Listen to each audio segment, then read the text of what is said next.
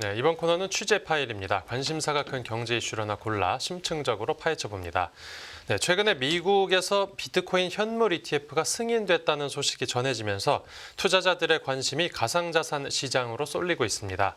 하지만 우리나라에서는 아직 비트코인 현물 ETF를 거래할 수 없는데 어떤 이유 때문인지 그리고 앞으로 전망은 어떨지 투자금융부 정필중 기자와 함께 알아보겠습니다. 네, 어서 오십시오. 안녕하세요. 네, 오늘 주제가 비트코인 현물 ETF인데 이 상품이 다소 생소한 시청자를 위해서 비트코인 현물 ETF라는 게 어떤 건지 간략하게 설명 부탁드립니다.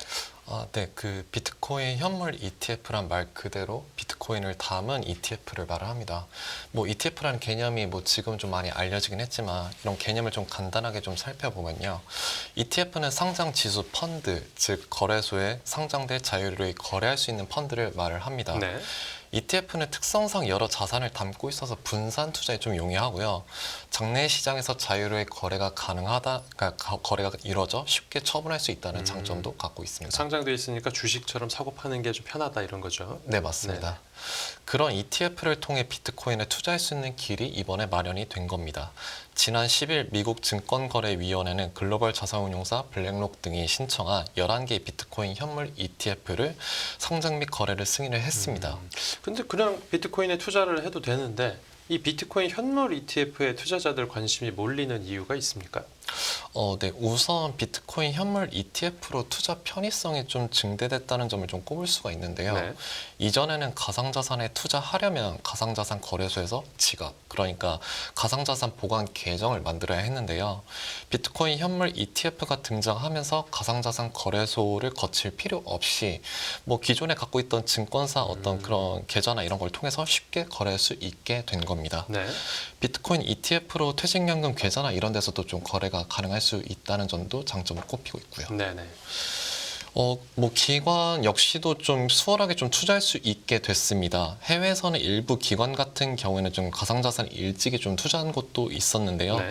일부 기관 같은 경우는 이제 투자 수단의 문제 등으로 가상자산에 투자할 수가 없었습니다. 뭐 이게 자산을 투자하기에는 좀 불분명하고 그 변동성이 큰 자산 혹은 그 무언가라고 판단을 해서 좀 직접 투자하지 못했다라는 의미인데요. 비트코인 현물 ETF 같은 경우는 그 안에는 가상자산을 담긴 했지만 이제 표면적으로 ETF라는 점에서 좀 접근하기 용이해진 측면이 좀 된 겁니다. 네네. 무엇보다 기존 금융기관도 좀 투자한다는 그런 검증된 자산이라는 그런 인식을 좀 심어줄 수 있게 됐습니다.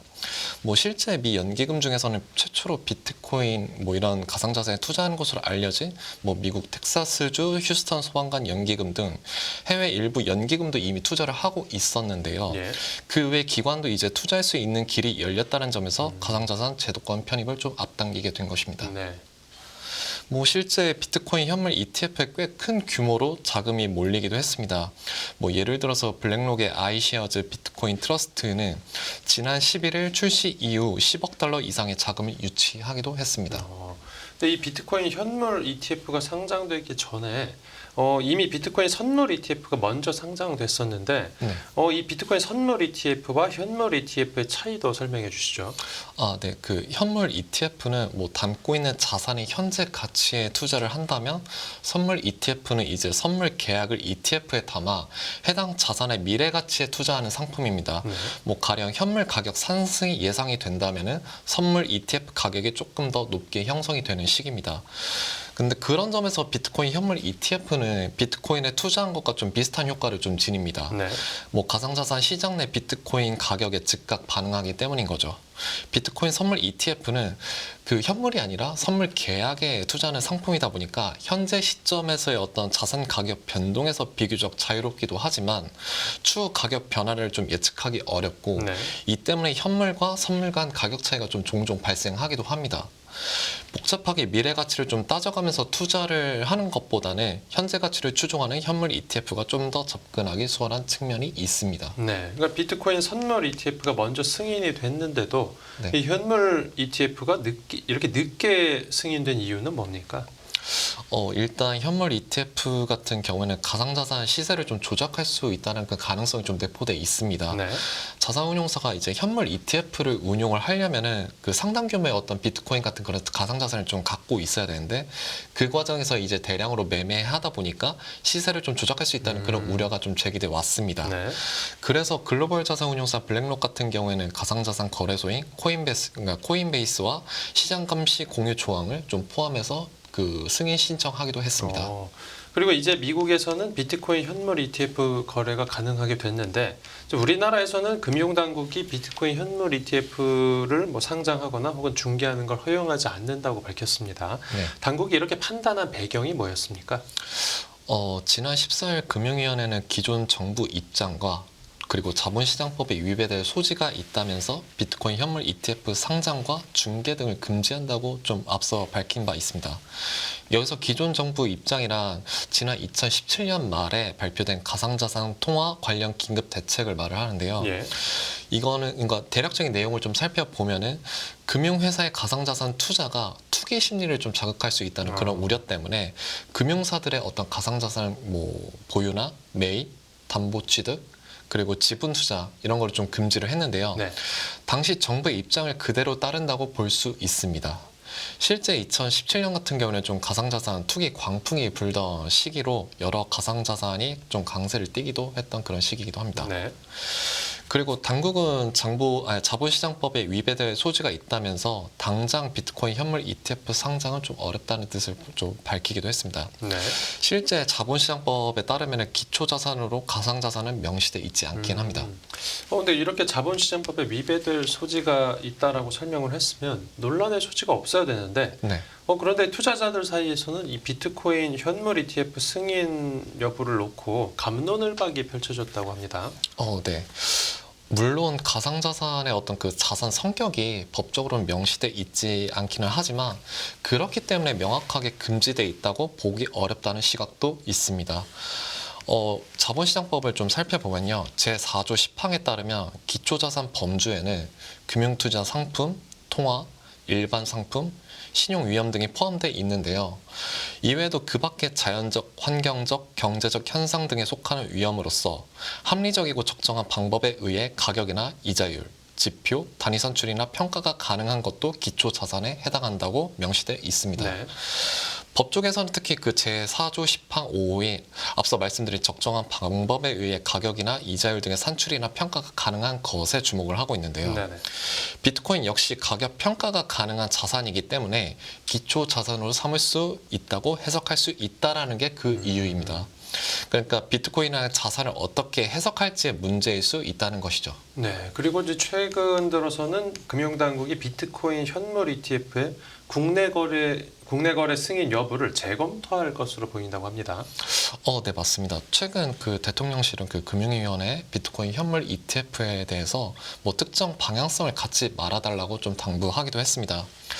성태현 대통령실 정책실장은 브리핑을 통해서 우리나라는 기초 자산으로서 거래가 가능한 자산을 나열하고 있는 형태의 법 체계를 갖고 있다면서 우리나라의 법률 체계를 적절하게 변화시키거나 또는 해외에서 일어나는 일들이 우리나라에 수용되거나 그러면서 부작용이 없거나 이런 방향이 될 수 있는 것들을 함께 고려하도록 하고 있다라고 밝혔습니다. 즉 가상자산을 기초자산으로 고려하는 걸 검토할 수 있다 이런 가능성을 좀 남겨둔 셈인 거죠. 네네. 앞으로 실제 거래가 되는지는 이제 지켜봐야 하겠습니다. 네. 그런데 당장 지금은 이제 비트코인 현물 ETF가 우리나라에서 거래가 안 되는데 네. 여기에 대해서 가상자산 업계는 어떤 반응입니까? 이번 금지 역시 규제 일변도 정책에서 좀 크게 벗어나지 않고 있다면서 좀 산업 성장을 좀 저할 수 있다는 그런 우려를 좀 표하는 분위기입니다. 앞서 말했듯이 비트코인 현물 ETF를 통해서 법인의 어떤 그런 투자, 그러니까 진출할 수 있는 길이 좀 마련이 됐는데 네. 그 통로를 여전히 좀 막고 있어 시장 성장을 좀 저해할 수 있다고 이게 좀 말을 하는 겁니다. 네네. 이제 법인 투자가 좀 활성화가 되려면은 은행이 법인에게도 실명 계좌를 발급을 해서 원화마켓 거래소를 좀 이용할 수 있게 해야 하는데 지난 2017년에 발표된 가상통화 관련 긴급 대책 지침 이후로 법인의 가상자산 투자를 금지하는 기조가 그대로 이어지는 상황입니다. 네. 뭐 해외는 앞서 말씀드렸다시피 연기금 등 다양한 기관이 좀 가상자산에 투자하기 시작한 반면에 우리나라 같은 경우는 좀 여전히 법인 진입을 좀 막고 있어서 갈라파고스로 남는 게 아니냐 약간 이런 우려 섞인 목소리가 나오고 있는 상황입니다. 네네. 비트코인 현물 ETF가 이제 우리나라에서도 거래가 된다라고 하면 네. 이 기관 투자자들이 오히려 개인 투자자들보다 더 선호할 거라고 하는데 그렇습니까? 네, 그런 해석도 좀 있습니다. 좀 제가 뭐 앞서 좀 설명했듯이 기관은 자산 투자에 있어서 비이클 그러니까 투자 수단의 어떤 적합성도 그러니까 적합성 등 다각도로 이걸 좀 검토를 하는데요. 네네. 가상자산은 투자 자산에 해당하지 않아 투자하지 못하는 경우가 좀 덜어 많습니다. 근데 ETF는 기존에 투자했던 상품이기에 그런 컴플라이언스 이슈에서 비교적 자유로운 편이고요. 기관 투자자 입장에서요? 네, 맞습니다. 그리고 이제 자산군별로 이제 좀 자산 배분 입장에서도 이제 가상 자산이라 또 다른 자산군에 좀 투자할 수 있다는 점에서 어떻게 보면 좀 위험을 좀 했지, 그러니까 리스크를 방지하는 그런 수단으로서 이거를 활용할 수 있다라는 뜻이기도 하죠. 네네. 그리고 이제 미국에서 비트코인 현물 ETF 거래가 승인됐는데도 비트코인 가격이 또 오히려 떨어졌습니다. 이건 네네. 왜 그렇습니까? 일단은 차익 실현 매물이 나왔을 가능성이 좀 거론이 되고 있습니다. 네네. 비트코인 현물 ETF 상장 이전부터 그 승인 기대감 때문에 이게 가격이 좀 큰 폭으로 오르기도 했는데요. 그 승인 소식이 알려지면서 차익 실현 매물들이 대거 나왔을 수 있다라는 그런 해석입니다. 뭐 또 다른 요소로는 그레이스케일의 어떤 비트코인 현물 ETF가 좀 꼽히고 있는데요. 네.